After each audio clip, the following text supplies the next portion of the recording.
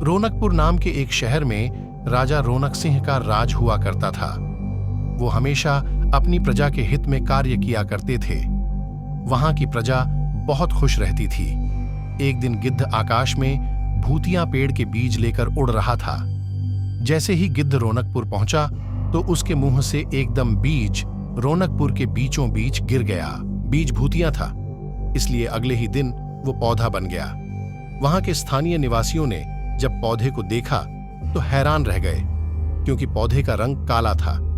बाद में लोगों ने आपस में चर्चा की और यह समझा कि खेत में उगने वाला कोई घास पात या वनस्पति होगी। दूसरे दिन वो पौधा काफी बड़ा हो गया। लोगों को और ज्यादा दुविधा हुई कि एक ही दिन में ये पौधा इतना बढ़ होते होते वो पौधा तीसरे दिन पेड़ बन गया। समय बिता और लोग भी तेजी से बढ़ने वाले पौधे के बारे में सोच सोचकर परेशान हो रहे थे। वो इस मामले को राजा के पास लेकर गए। ऐसे जादुई पौधे का पता चलते ही राजा तुरंत उस जगह पर पहुंच गए। राजा को जैसे ही पता चला कि एक काले रंग का पौधा 3 दिन में पेड़ बना है, तो वो भी उस पेड़ को हैरानी से देखने लगे। राजा उस पेड़ के पास चौथे दिन पहुंचे थे और तब तक पेड़ और बड़ा हो चुका था। वो इतनी तेजी से फैला था कि किसी को यकीन ही नहीं हो रहा था। राजा समझ गए थे कि का रंग काला है, इसमें जरूर कुछ जादू टोना होगा। इसी सोच के साथ राजा ने घोषणा कर दी कि जो भी इस पेड़ को खत्म करेगा उसे वो इनाम के तौर पर 1000 सोने के सिक्के देंगे।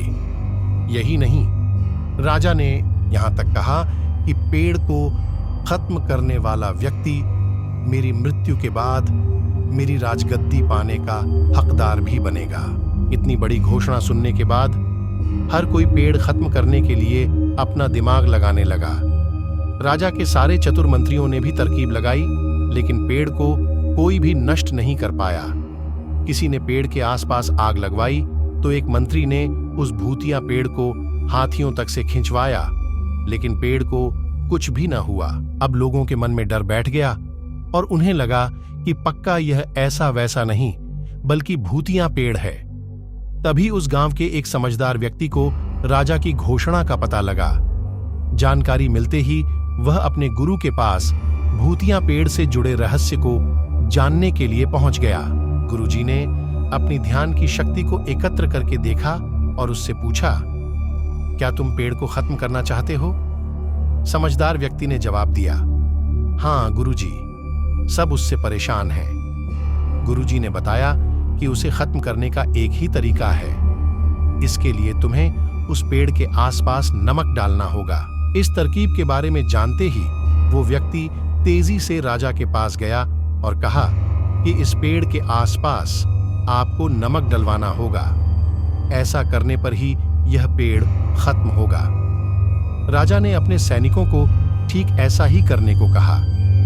सैनिकों ने मिलकर पेड़ के चारों ओर खूब सारा नमक डाल दिया। नमक डालने के एक दिन बाद ही पेड़ का आकार कुछ कम हुआ। होते होते 5वें दिन तक पेड़ एकदम छोटा हो गया।